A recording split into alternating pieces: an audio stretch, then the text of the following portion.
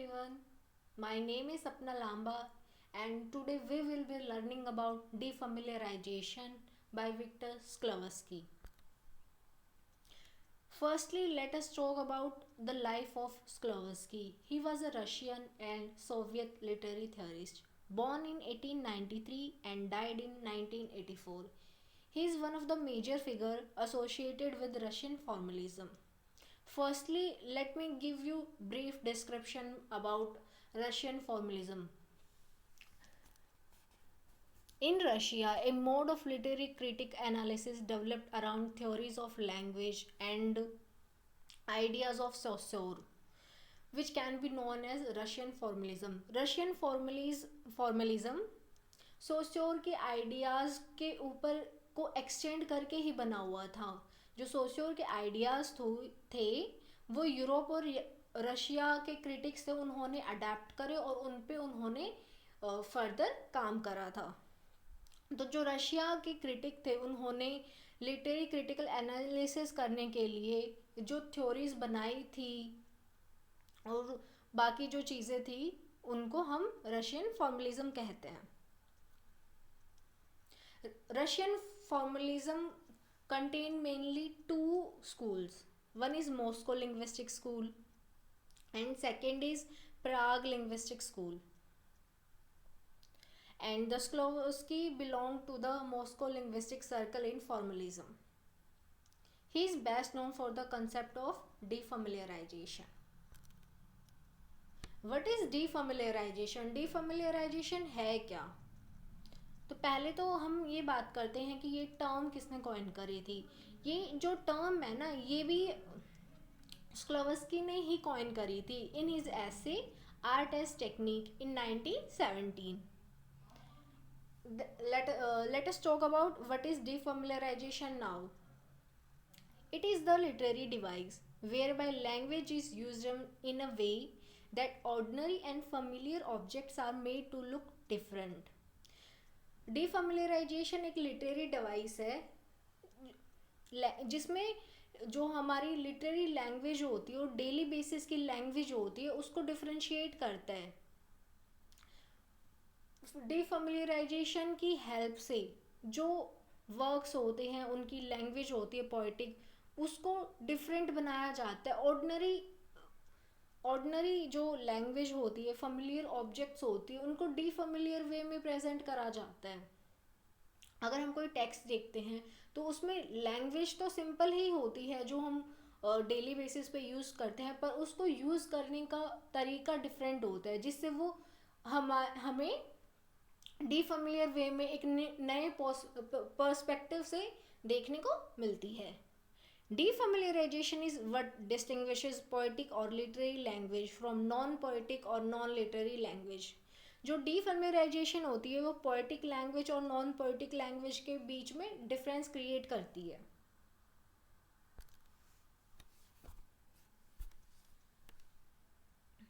Now let us talk about a major work of Shklovsky.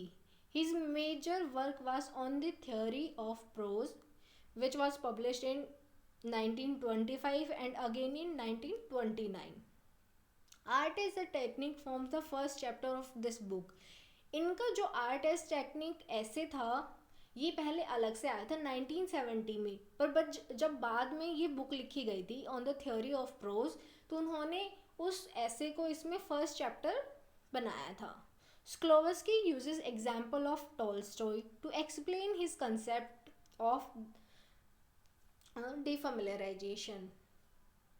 तो जो स्क्लोवस्की हैं उन्होंने टॉलस्टॉय के एग्जाम्पल को लिए है अपने कंसेप्ट को समझाने के लिए. He says the narrator of Kolstomer is a horse and it is the horse point of view that makes the content of the story seem unfamiliar. यहाँ पे स्क्लोवस्की ने टॉलस्टॉय के एक वर्क को लिया है कॉलस्टोमर और उन्होंने कहा है जो इसका नरेटर है ना वो एक हॉर्स है और जो ये ऐसे है वो एक हॉर्स के पॉइंट ऑफ व्यू से स्टोरी को एक्सप्लेन करा गया है, बताया गया है. और वही जो पॉइंट ऑफ व्यू है ना हॉर्स का वो इस वर्क्स को कंटेंट को अनफेमिलियर बनाता है हमारी डेली की चीज़ों से. Next, Sklowski talk about Saze and Fabula. What is Saze and what is Fabula? Fabula is basic story of a narrative. जो फैबुला होती है वो एक बेसिक स्टोरी होती है जिसको हम सिंपल वे में कह सकते हैं कोई भी कहानी. देन व्हाट इज सजे? सजे is plot in which story is formed. जो सजे होता है वो प्लॉट होता है जिसमें स्टोरी को फॉर्म करा जाता है. अब कहानी तो सिंपल होती है और जो प्लॉट होता है उस वो प्लॉट होता है कि जिसमें एक्शन किस सीरीज में परफॉर्म हो रहे हैं. कई बार क्या होता है हम देखते हैं कि कोई प्ले है वो मिड से स्टार्ट हो रहा होता है, जैसे इडिपस रेक्स है वो मिड से स्टार्ट होता है. तो जो सीरीज में एक्शन हो रहा है उसको हम प्लॉट कहते हैं और यहाँ पे स्क्लावस्की ने सजे को प्लॉट कहा है. फॉर स्क्लावस्की द सजे इज द फैबुला डिफेमिलियराइज्ड. सजे का कहना है कि स्क्लावस्की का कहना है कि यहाँ पे जो सजे है ना वो स्टोरी को डिफेमिलियराइज करता है. किस सीरीज में एक्शन हो रहे हैं उससे ही स्टोरी अनफेमिलियराइज होती है. He gives example of Laurence Sterne's Tristram Shandy that is defamiliarized by unfamiliar plotting. यहाँ पे स्क्लावस्की ने ट्रिस्टम शैंडी वर्क का एग्जाम्पल लिया है. इस वर्क में जो ट्रिस्टम शैंडी वर्क है इसमें जो ट्रिस्टम शैंडी होता है वो अपनी लाइफ से पहले की भी चीज़ें बता रहा होता है जो कि बहुत रेयर मतलब अनफेमिलियर प्लॉट था. रेयर तो नहीं अनफेमिलियर था. जिस सीरीज में रियलिज्म का टाइम था वहाँ पे जो स्टोरी का वो होता था ज़्यादा से ज़्यादा क्या हो जाएगा कि जिस उनके बर्थ से लेके लास्ट तक की स्टोरी या कोई और नरेट कर रहा होता थर्ड पर्सन वगैरह. पर इसमें जो शैंडी है ये अपने बर्थ से पहले की भी स्टोरी खुद ही नरेट कर रहे होते हैं. अपने बर्थ से पहले से लेके और अपने ओल्ड एज तक की स्टोरी इन्होंने बहुत ही अनफेमिलियर वे में प्लॉट करी है.